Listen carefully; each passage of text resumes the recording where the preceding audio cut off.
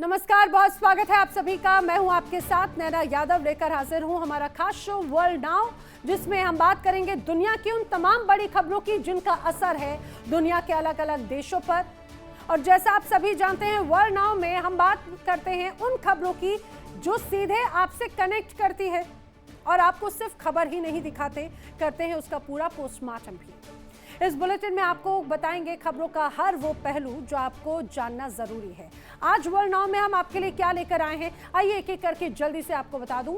Tehran के उस हथियार के बारे में वर्ल्ड नाउ में हम बात करेंगे जिससे पूरा संसार खतरे में है।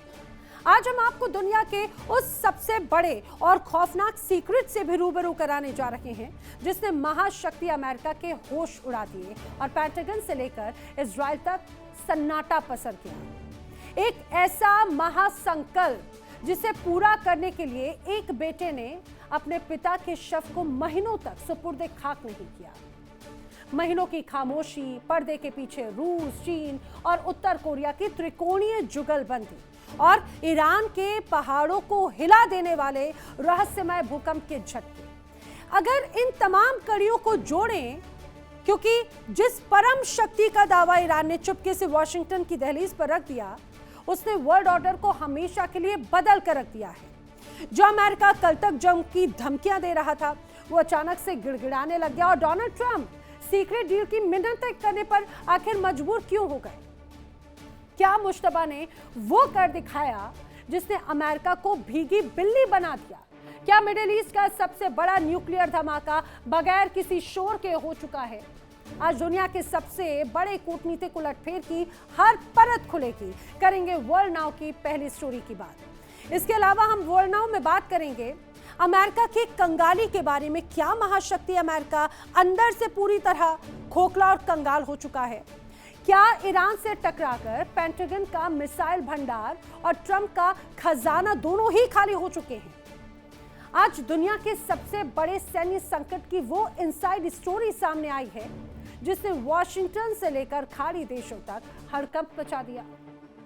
अब खबर है कि अमेरिकी राष्ट्रपति डोनाल्ड ट्रंप को संसद के सामने अरबों डॉलर के लिए हाथ फैलाना पड़ा, लेकिन संसद ने उस सीक्रेट वॉर फंड को देने से क्लियर कट इनकार कर दिया है। अब ऑपरेशन एपिक फ्यूरी के बाद अमेरिका के पैट्रियट थर्ड और टॉमहॉक मिसाइल का जखीरा इस कदर खत्म हुआ कि अगर आज चीन ने ताइवान पर आंख उठाई तो अमेरिका के पास में लड़ने के लिए हथियार तक नहीं बचेंगे। लेकिन कहानी यही खत्म नहीं होती, समझिए। असली धमाका तो उस कूटनीतिक डील में हुआ है जिसने सऊदी अरब और यूएई की रातों की नींद उड़ा दी है।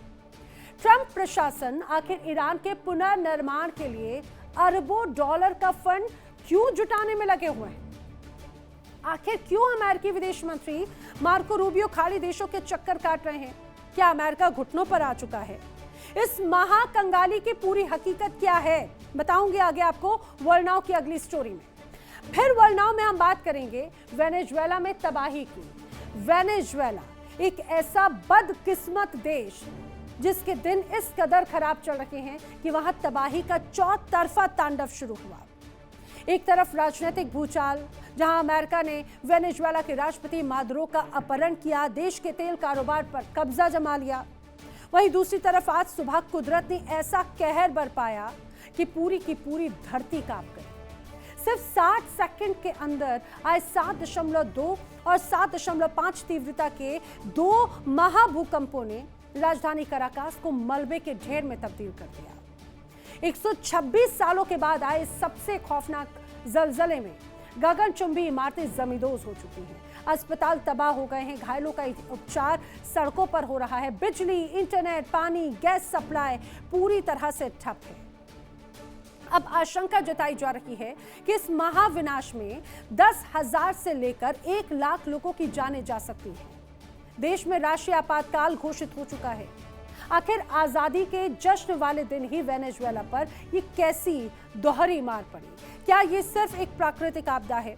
बताएंगे आपको वेनेजुएला से आई तबाही की सबसे खौफनाक रिपोर्ट की तमाम तस्वीरें। तो चलिए करते हैं शुरुआत वर्ल्ड नाउ की।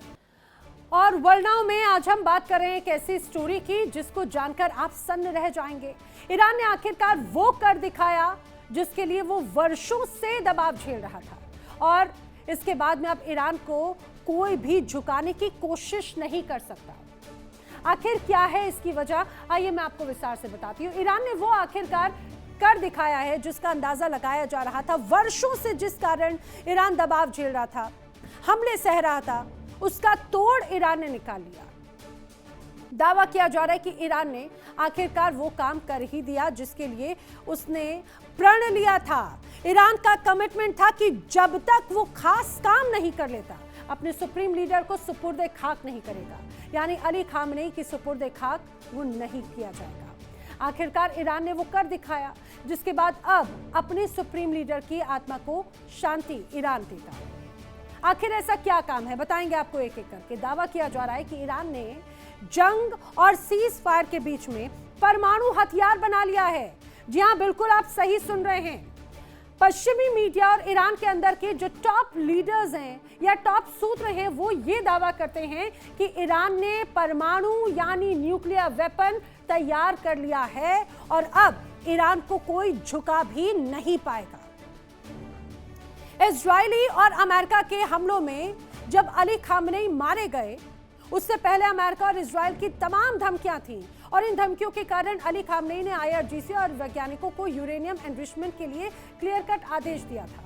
अब अंदर खाने ईरान काम तो कर रहा था, लेकिन जब हमले में अली खामनेई मार दिए गए और मुश्तबा खामनेई को सुप्रीम लीडर बना दिया गया, तो मुश्तबा खामनेई ने कसम खा ली, जिस कारण मेरे पिता मारे गए वो काम हर हाल में होकर रहेगा, चाहे इसके लिए जो भी करना पड़े, बाय हुक और क्रुक। और जब तक वो काम पूरा नहीं हो जाता, तब तक आयतुल्लाह अली खामनेई सुपुर्दे खाक नहीं किए जाएंगे। अब खबर यह है कि अप्रैल के अंत में ये काम समाप्त हो चुका है और फिर ईरान ने अमेरिका को आंख दिखाना शुरू कर दिया है। और यही वजह है, हमने देखा पिछले कुछ वक्त में कई ऐसे घटनाक्रम सामने आए। याद कीजिए अप्रैल के अंत में और मई की शुरुआत का जो अगर पूरा वो वाकया था, इस दौरान अब्बास अराक्ची विदेश दौरे पर गए कई बार। दरअसल वो मुश्तबा खामनेई के निर्देश पर ही विदेश दौरे पर गए थे। अब्बास अराक्ची ने सबसे पहला संदेश रूस को पहुंचाया और कहा कि हम वो कर चुके हैं जिसका सपना वर्षों से था। और पुतिन ने खुद अराक्ची से मुलाकात की और आपको तस्वीर भी याद होगी, जो तस्वीरें जब वो रशिया पहुंचे थे। और आपको एक और तस्वीर याद होगी जो हमने वर्ल्ड नाउ में ही दिखाई थी। वर्ल्ड नाउ में ही हमने आपको बताया था उस समय पुतिन ने क्या कहा था। पुतिन ने कहा था कि जब तक दुनिया में रूस, चीन, उत्तर कोरिया और ईरान है, तब तक कोई ये ना सोचे कि वो दुनिया के बॉस हैं। ये इशारा जानते हैं किसके लिए था? ये इशारा था ट्रंप और तमाम नाटो कंट्रीज के लिए। हालांकि जब ये बात पुतिन की तरफ से कही गई तो दुनिया इस बात को समझ नहीं पाई। दरअसल पुतिन एक संदेश देने की कोशिश कर रहे थे कि ईरान भी हमारी ही बराबरी में आकर खड़ा हो गया है। उसी समय संकेत दिए गए, लेकिन ऑफिशियली इसकी पुष्टि नहीं की गई। और यही संदेश चीन को भी अराक्ची जाकर देकर आए थे। याद कीजिए रशिया के बाद में जब चीन का दौरा वो करने गए, और उसके बाद उत्तर कोरिया तो इस काम में मदद करने वाला ही था। और वैसे भी ईरान को परमाणु हथियार तक पहुंचना ही था, क्योंकि उसके 3 खासम खास दोस्त चीन, रूस और उत्तर कोरिया पहले से ही न्यूक्लियर हथियार से संपन्न जो हैं।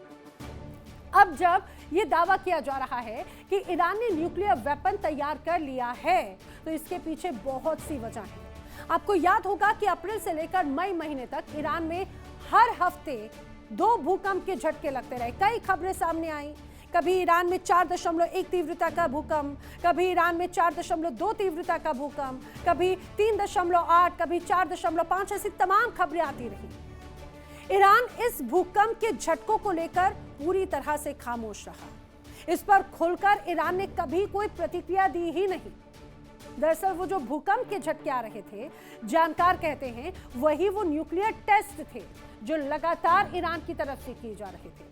अब जंग के बीच में आखिरकार करीब 10 बार से ज्यादा ईरान में धरती क्यों कांपी है, वो आइए आपको एक एक करके बताऊंगी। 1 मार्च 2026 से 15 जून 2026 के बीच ईरान में कितनी बार धरती कांपी है, वो जरा जान लीजिए। ईरान में बार बार जो कंपन महसूस की गई, तारीख के अनुसार जब आप जानेंगे तो समझ पाएंगे। देखिए, अगर मैं तारीख की बात करूं तो 1 मार्च को जगह थी मस्जिद सुलेमान इलाका, यहाँ पे 4.3 से 4.4 तीव्रता के भूकंप दर्ज किए गए। उसके 5 दिनों के बाद 6 मार्च का वक्त था जब अहफाज के पूर्व इलाके में 4 की तीव्रता का एक तरह से भूकंप आया और उसके कुछ दिनों के बाद में 14 मार्च की जगह उसी जगह पर अहवाज की जो जगह थी, हालांकि इस बार उत्तर का इलाका था, उस जगह पर 4.3 तीव्रता का भूकंप दर्ज किया गया। अगले ही दिन मस्जिद सुलेमान के उत्तर पूर्व में 15 मार्च को 4.4 तीव्रता का भूकंप दर्ज किया गया और उसके कुछ दिनों के बाद अहवाज के उत्तर दिशा की तरफ एक बार फिर से 4.4 तीव्रता का भूकंप दर्ज किया गया। इतना ही नहीं, ये लगातार ये तारीखें बढ़ती चली गई। इसके बाद में 24 मार्च की भी तस्वीर नजर आई। यहाँ पर भी अहवाज के पूर्व में 4.2 तीव्रता का, 10 अप्रैल को मस्जिद सुलेमान इलाके में 4.6 तीव्रता का भूकंप आया। 11 अप्रैल को शिराज के पश्चिमी इलाके में भी, 12 अप्रैल को अर्दबिल के पूर्व इलाके में भी, 15 अप्रैल को मस्जिद सुलेमान के उत्तर पूर्व में, तो 18 अप्रैल को रामहोर्स इलाके में 4.4, 5, 6, 7 ऐसे भूकंप दर्ज किए गए और ये सिलसिला लगातार चलता रहा। 1 मई से लेकर आगे आते आते 5 मई तक लगातार इस तरह से भूकंप के झटके महसूस किए गए। 1 मई को आफाज के उत्तर में भी ऐसे ही भूकंप दर्ज किए गए। 5 मई को भी आबादान के दक्षिण में ऐसे ही भूकंप दर्ज किए गए, जिनकी तीव्रता लगभग 4 से लेकर 4.8 तक की रही। क्या ये कोई संयोग हो सकता है? और समझिए, किसी देश में अगर इतने भूकंप बैक टू बैक आए और वहां की तरफ से, वहां की सरकारों की तरफ से, वहां पर आवाम की तरफ से, जिम्मेदारों की तरफ से चुप्पी साध ली जाए, कोई प्रतिक्रिया नहीं आए, तो गड़बड़ तो कुछ है। और जब ईरान में भूकंप की बात हुई तो किस तरह से तस्वीरें बदलती हुई नजर आई और अब कैसे लोग उन सारी चीजों को कनेक्ट कर रहे हैं। आइए आपको बता देते हैं कि अगर कोई देश न्यूक्लियर टेस्ट करता है तो भूकंप के झटकों की तीव्रता कितनी होती है, किस तरह से महसूस किए जाते हैं, समझिए। दरअसल जानकार कहते हैं कि छोटा टेस्ट अगर जब किया जाता है, यानी कि करीब 1 से 5 किलो टन का, तो इस दौरान करीब 4.5 से 5.5 तीव्रता के भूकंप के झटके महसूस किए जाते हैं।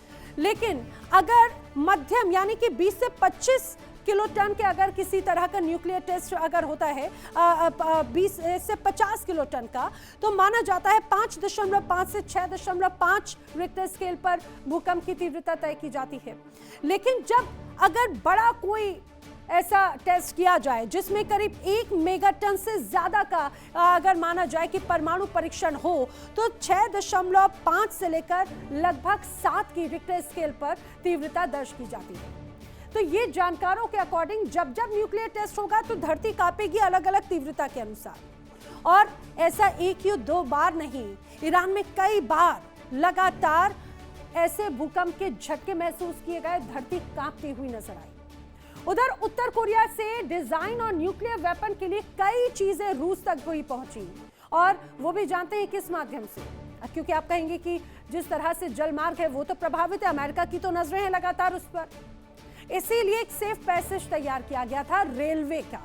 रेलवे के माध्यम से न्यूक्लियर वेपन्स पहुंचाए गए, फिर वो सारे सामान कैस्पियन सागर के जरिए ईरान तक पहुंचे और उसके बाद में ईरान को एक तरह से कामयाबी मिली। तो अगर ईरान न्यूक्लियर टेस्ट करता है तो वो सिर्फ ईरान की एक तरह से सफलता नहीं है, उसके पीछे बड़ी रणनीति कहीं ना कहीं रशिया की, चाइना की भी रही और साथ ही उत्तर कोरिया की भी। तो क्या ईरान ने न्यूक्लियर वेपन सच में बना लिया है, जिस तरह की चर्चा है, और आखिरकार इसका दावा किया क्यों जा रहा है, आइए मैं आपको जरा बताती हूँ विस्तार से।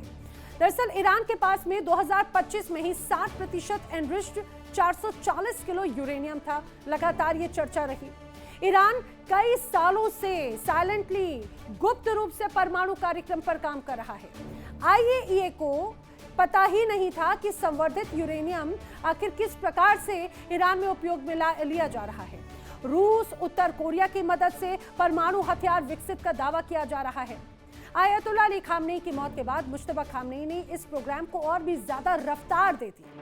मुश्तबा खामनेई ने संकल्प ले लिया कि परमाणु हथियार हासिल किए बगैर खामोश नहीं बैठा जाएगा। अली खामनेई को 9 जुलाई को सुपुर्द खाक किया जाना है और अंतिम संस्कार से जुड़े कार्यक्रम 5 जुलाई से ही शुरू हो जाएंगे। 9 जुलाई तक के कार्यक्रम चलेंगे। उन्हें पूर्वोत्तर ईरान के शहर मशहद सुपुर्द खाक किया जाएगा। समझिए, अब जब अगर तारीख तय हो गई, यानी कि ईरान का जो मकसद था, जो कसम खाई थी मुश्तबा खामनेई ने, वो कसम पूरी हो गई, मुकम्मल हो गई। जो प्लानिंग था वो भी एक तरह से मूर्त रूप ले चुकी है।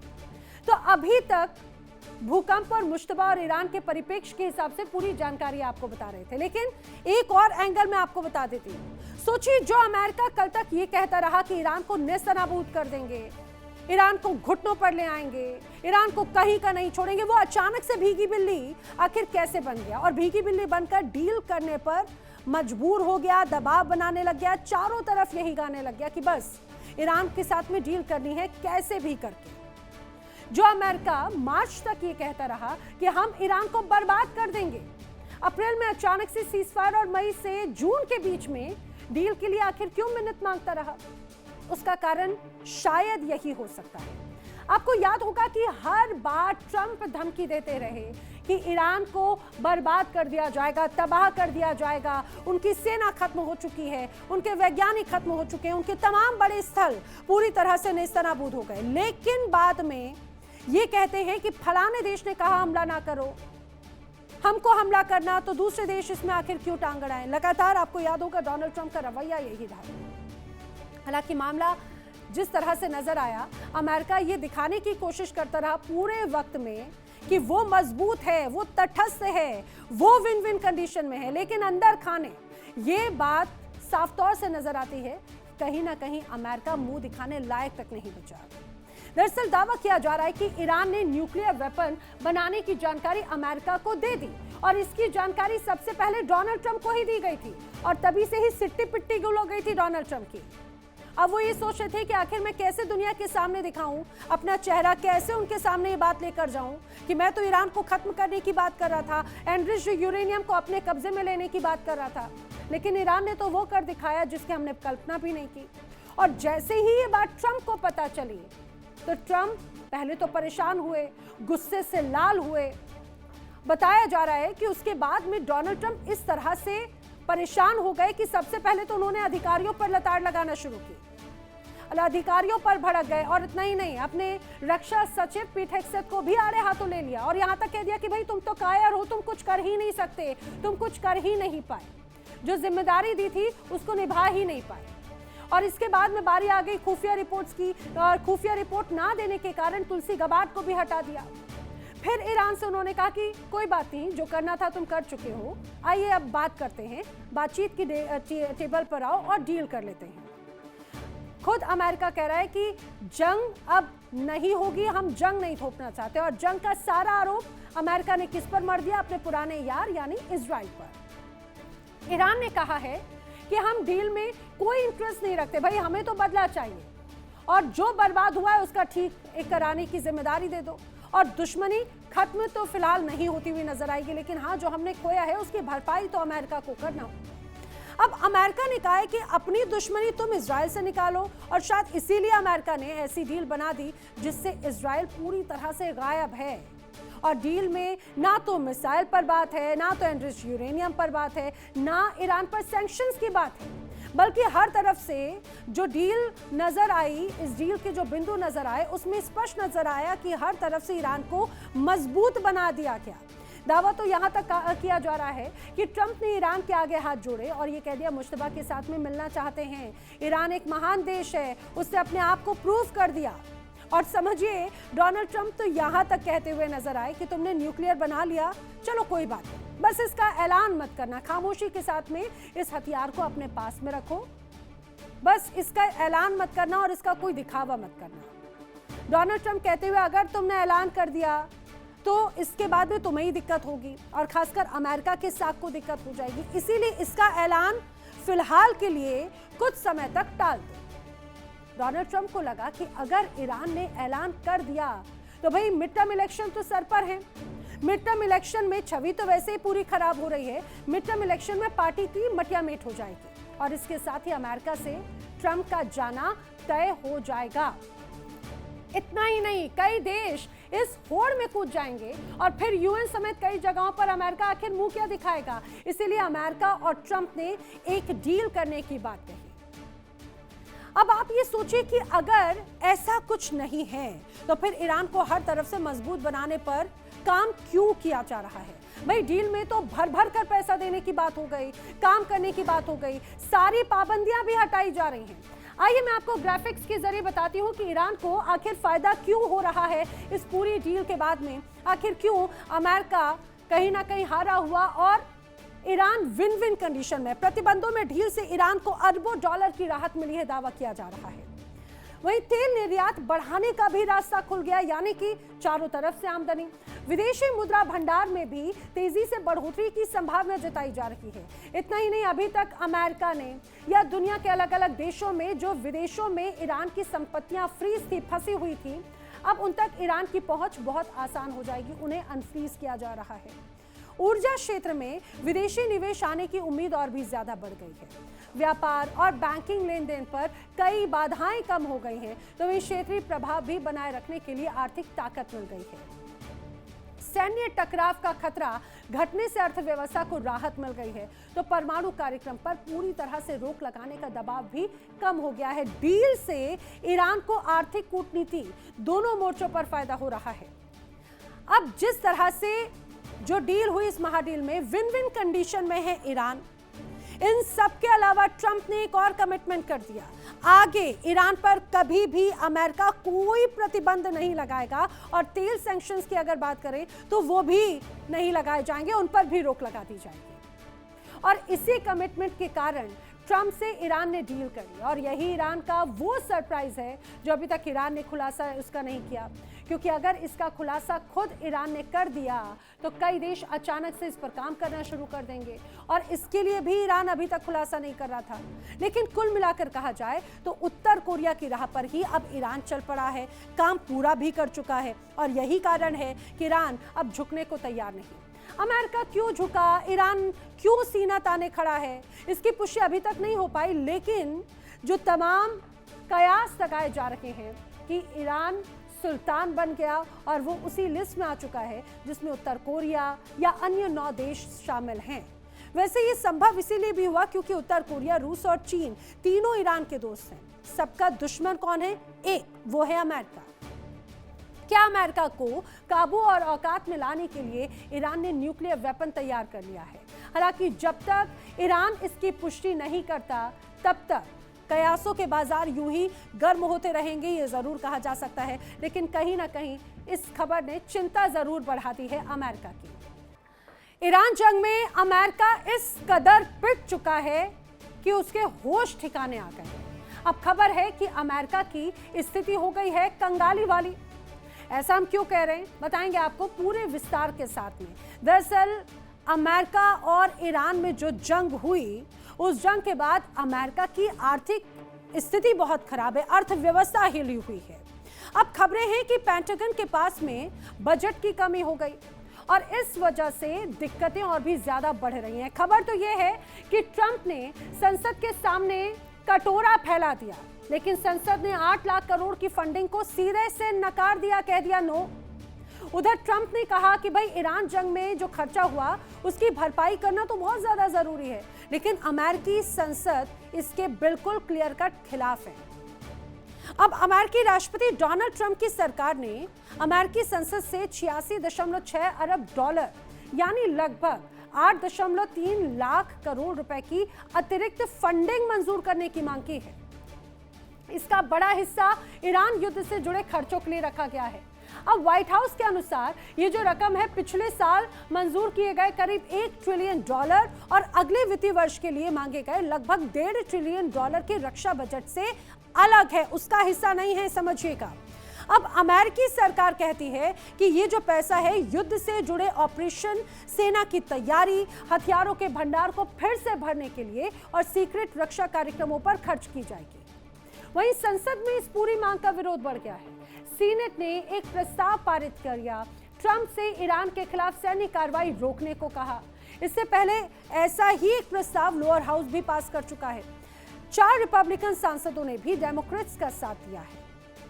अब दरअसल अमेरिकी सेना ने अपने पर्शियन स्ट्राइक मिसाइल्स का कम से कम 45%, थर्ड मिसाइल का आधे से ज्यादा हिस्सा और पैट्रियट एयर डिफेंस इंटरसेप्टर का लगभग 50% हिस्सा खर्च कर दिया है, ये दावा किया जा रहा है। जंग में अमेरिका का मिसाइल भंडार पूरी तरह से खत्म होता हुआ नजर आता है। थार्ड की अगर बात करें, ये दुश्मन की मिसाइलों को आसमान में ही नष्ट कर देता है। थार्ड इंटरसेप्टर की कीमत $1.5 करोड़ से ज्यादा है। भारतीय रुपयों में अगर बात की जाए तो 125 करोड़ से ज्यादा की कीमत है इसकी। और इस युद्ध में 190 से लगभग 290 थार्ड इंटरसेप्टर्स खर्च हो चुके हैं। अब पैट्रियट मिसाइल की अगर बात कर लें तो इसकी भी हालात बहुत ज्यादा जुदा नहीं है। 1000 से ज्यादा पैट्रियट इंटरसेप्टर इस्तेमाल अभी तक हो चुके हैं और ये यूक्रेन को रूस से बचाने के लिए भेजा जाता रहा है। अब खुद अमेरिका के पास में ये कम पड़ चुका है। टॉमहॉक मिसाइल की अगर बात करें तो टॉमहॉक इनकी भरपाई 2030 या 31 तक होना भी मुश्किल है।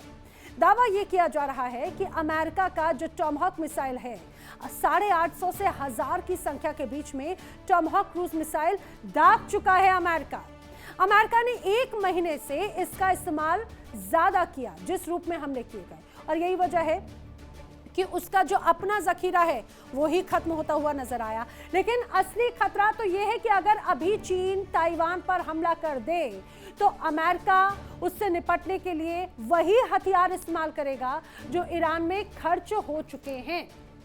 ट्रंप प्रशासन तो ये कह रहा है कि भाई पैसे की कोई कमी नहीं है, लेकिन रक्षा विशेषज्ञ कुछ और ही कहानी पेश कर रहे हैं। दरअसल एक टॉमहॉक मिसाइल को बनाने और डिलीवर करने में 47 महीने का वक्त लग जाता है। एक JASSM के लिए 48 महीने का वक्त लग जाता है, और ये सिर्फ पैसे का मामला अगर होता तब तक भी बात ठीक है। दरअसल ये है उत्पादन क्षमता की समस्या की बात। व्हाइट हाउस ने बुधवार को कांग्रेस से करीब 87.6 बिलियन डॉलर यानी लगभग 7.3 लाख करोड़ का आपातकालीन खर्च मांग लिया। इस पूरे अनुरोध को OMB डायरेक्टर रशल वॉट ने white house speaker Mike Johnson को भेजा है, जिसमें ऑपरेशन एपिक फ्यूरी के दौरान रक्षा विभाग की तत्काल जरूरतों का हवाला दिया गया। पेंटागन के अपने आंकड़े हैं, वो कहते हैं कि इस युद्ध की प्रत्यक्ष लागत लगभग 29 बिलियन डॉलर थी, लेकिन CSIS का स्वतंत्र आकलन 34 से लेकर 42 बिलियन डॉलर तक जाता है, क्योंकि इसमें नष्ट हुए थार्ड रडार सिस्टम और बेस की मरम्मत का खर्च भी जोड़ दिया गया। तो फिर सवाल यह है कि 87.6 बिलियन डॉलर आखिर क्यों? क्योंकि दरअसल इस रकम का बड़ा हिस्सा सिर्फ पिछले खर्चों की भरपाई के लिए नहीं है, बल्कि भविष्य के लिए हथियार भंडार फिर से बनाने के लिए।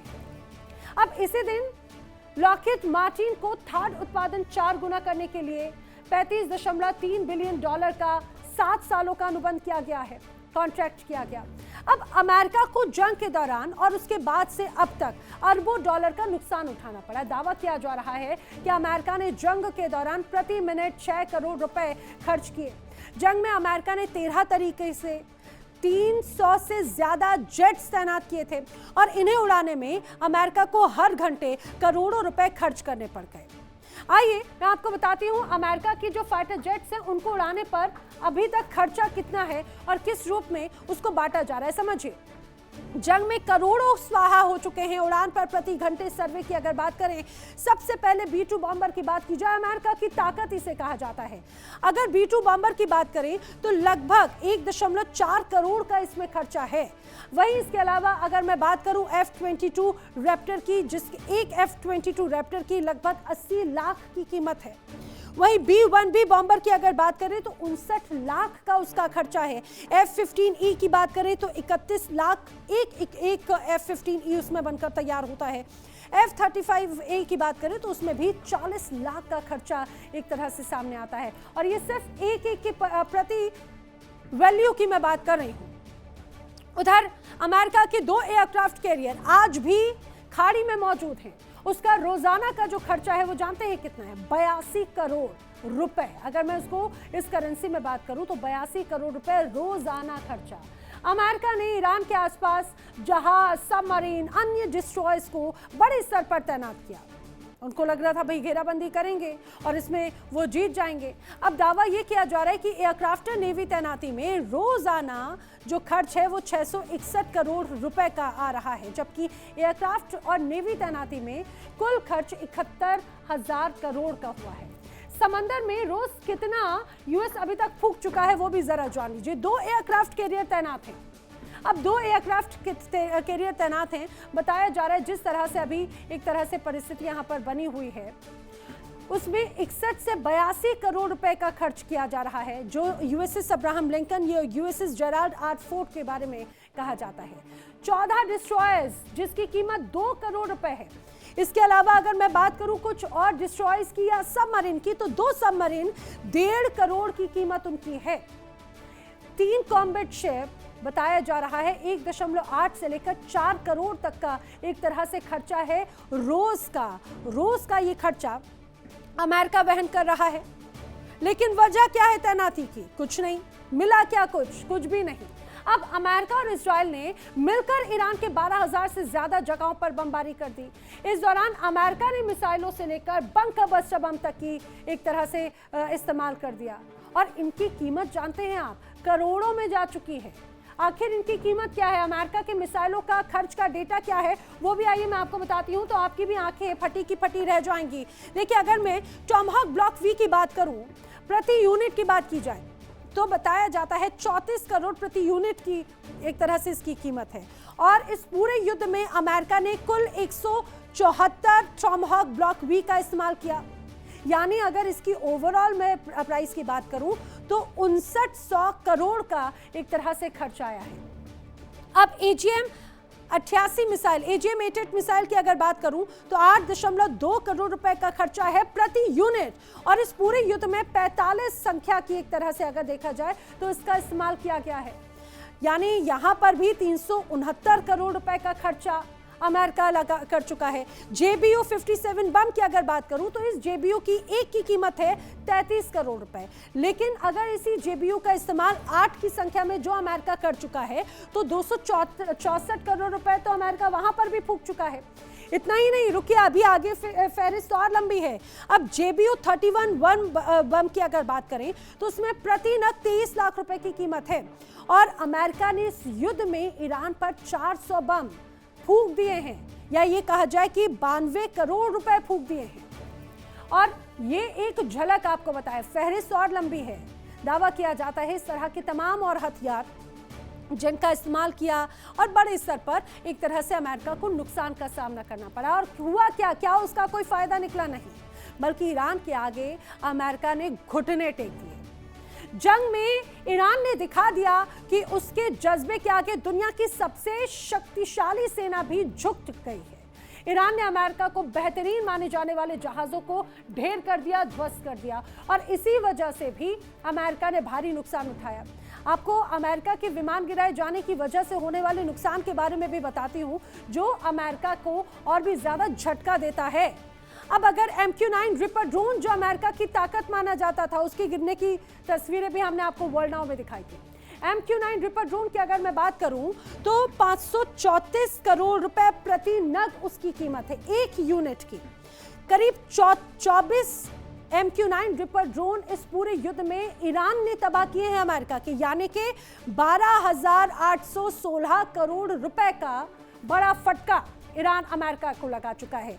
ये तो कुछ भी नहीं है। अगर KC-137 एयर रिफ्यूलिंग एयरक्राफ्ट की बात करें तो इस KC-135 की प्रति यूनिट की कीमत है 374 करोड़ रुपए। 7 KC-135 ध्वस्त हो गए, यानी कि यहां पर भी 2,618 करोड़ रुपए अमेरिका स्वाहा कर चुका है ईरान के साथ में पंगा लेने के बाद में। अब आगे और बढ़ते हैं, आपको बताते हैं। अगर बात की जाए F-15E फाइटर जेट की, इस F-15 फाइटर जेट की प्रति यूनिट की कीमत 282 करोड़ है। 4 तबाह हो चुके हैं, 1218 करोड़ रुपए यहां पर भी स्वाहा हो गए। इसके अलावा MC-130J की अगर बात करूं, जो कि एक ट्रांसपोर्ट एयरक्राफ्ट है, एक प्रति यूनिट बताया जाता है करीब 1089 करोड़ रुपए उसकी कीमत है। 2 MC-130J बर्बाद हो चुके हैं, यानी कि यहां पर भी 2158 करोड़ रुपए अमेरिका के स्वाहा हो गए। अब ईरान के साथ में हमले के लिए अमेरिका ने F-35A फाइटर जेट भी हवा में उड़ा दिया, जिसकी कीमत 780 करोड़ रुपए, लेकिन वो भी यहां पर धराशायी हो गया, वो भी स्वाहा हो गया, वो भी कुछ कमाल नहीं कर पाया। अब A-10C थंडरबोल्ट 2 की बात की जाए, उसको भी अमेरिका ने यहाँ पर यूज किया। हालांकि अगर बात की जाए तो 92 करोड़ रुपए उसकी कीमत है। एक यहाँ पर इस्तेमाल हुआ, लेकिन वो भी फेल साबित हो गया। अब E-3 अवाक्स की अगर बात करें, इसकी प्रति यूनिट अगर आप देखेंगे तो आपके भी होश उड़ जाएंगे। E3 अवाक्स का इस्तेमाल अमेरिका की तरफ से ईरान को ढेर करने के लिए, कमजोर करने के लिए किया गया। E3 अवाक्स की कई खासियतें हैं। दावा किया जा रहा था कि जिसकी एक तरह से अगर इस्तेमाल करेंगे तो ईरान को घुटनों पर ले आएंगे, क्योंकि भाई इसकी खासियत, कीमत देखिए 2552 करोड़ रुपए इसकी कीमत है। अगर इतनी कीमत है तो कुछ तो खासियत होगी, ईरान पर कंट्रोल कर लेते। लेकिन ईरान ने यहाँ पर भी अमेरिका की इस पूरी ख्वाहिश को ध्वस्त कर दिया और ध्वस्त कर दिए 2552 करोड़ रुपए। अब अगर HH-60W हेलीकॉप्टर की बात करें, उसका भी इस्तेमाल अमेरिका ने यहाँ पर किया। एक की कीमत 289 करोड़ है, वो भी यहाँ पर ध्वस्त हो गए। MQ-4C ट्रीटन ड्रोन का इस्तेमाल भी किया गया। एक की कीमत प्रति यूनिट की बात करें तो 2269 करोड़ रुपए है, वो भी यहाँ पर पूरी तरह से ध्वस्त हो चुका है। और इसके साथ ध्वस्त हो चुका है अमेरिका का वो ख्वाब भी जो ईरान को तोड़ना चाहता था। अमेरिका की वो ख्वाहिशें ध्वस्त हो गई हैं। डोनाल्ड ट्रंप का गुरूर ध्वस्त हो गया है, जो बार बार कहीं ना कहीं ईरान को कदमों में लाने की बात कहता रहा है। और यही वजह है कि अब उनके बजट पर बड़ा दबाव यहाँ पर बनता हुआ नजर आता है। और यही वजह है कि जब अगर घर में पैसे देने से इनकार कर दिया तो मार्को रूबियो मिडिल ईस्ट पहुंचे हैं फंड जुटाने के लिए। वेनेजुएला के दिन वैसे ही खराब चल रहे हैं, जहां एक और वेनेजुएला के राष्ट्रपति मादुरो को अमेरिका ने अपहरण करके अपने देश में ले आए वो, और वहां के तेल कारोबार अमेरिका ने पूरी तरह से अपने कब्जे में ले रखे हैं। वहीं दूसरी तरफ आज सुबह वहां पर धरती कांपी। कहते हैं कि यहाँ पर धरती में ऐसी खतरनाक कंपन हुई कि चारों तरफ सिर्फ तबाही का मंजर था। तस्वीरें आपके सामने हैं। कहा जा रहा है कि 60 सेकंड के अंदर 2 भूकंप आए और जो बेहद खतरनाक थे। वेनेजुएला की राजधानी मलबे में तब्दील हो गई, इतने खतरनाक भूकंप थे। घर, इमारतें सब जमींदोज हो गए। आपको मैं तस्वीरें दिखाती हूँ, इन तस्वीरों को देखकर आप बखूबी समझ पाएंगे भूकंप के बाद तबाही की तस्वीरें। और पहली तस्वीर देखिए, किस तरह से अचानक से लोग संभल ही नहीं पाए, लेकिन बड़ी दीवार का हिस्सा अचानक से गिर गया। दूसरी तरफ लोग भागते हुए नजर आए, चारों तरफ सिर्फ तबाही का मंजर नजर आया। तीसरी तस्वीर में देखिए, लोग सड़कों पर आए, अपने घर से, इमारतों से बाहर निकले, लेकिन वहां पर भी लोग खुद को सुरक्षित महसूस नहीं कर रहे थे। क्यों? क्योंकि चौथी तस्वीर में आपको हालात बयां हो जाएगी। लोग बाहर तो आए, लेकिन बाहर भी सिर्फ और सिर्फ मलबे की तस्वीरें नजर आई। पांचवी तस्वीर में देखिए, लोग जहां थे वहां पर हर देखते ही देखते तस्वीर मलबे में तब्दील होती हुई नजर आई। अस्पताल हो, सड़कें हो, स्कूल हो, कॉलेज, दफ्तर या बड़े बड़े मॉल, बड़े छज्जे आसमान से गिरते हुए नजर आ रहे थे। और गाड़ियों की किस तरह से कतारें जमीन के अंदर धसी हुई है। छठवीं तस्वीर आपके सामने। वेनेजुएला में 7.2 और 7.5 तीव्रता के ये 2 बड़े भूकंप के झटके लोगों को बड़े परेशानी में डाल रहे हैं। और अभी भी दावा किया जा रहा है 10,000 से लेकर 1 लाख तक लोग इस भूकंप में अपनी जान गंवा चुके हैं। और वर्ल्ड नाउ में फिलहाल इतना ही। देश दुनिया की तमाम खबरें इंडिया डेली पर आगे भी जा रही है। देखिए इंडिया डेली 24/7 अब आपके स्मार्ट टीवी पर। इंडिया डेली मौजूद है सभी डिजिटल प्लेटफॉर्म पर लाइव और लगातार। इंडिया डेली 24/7 हर दिन राष्ट्र को समर्पित।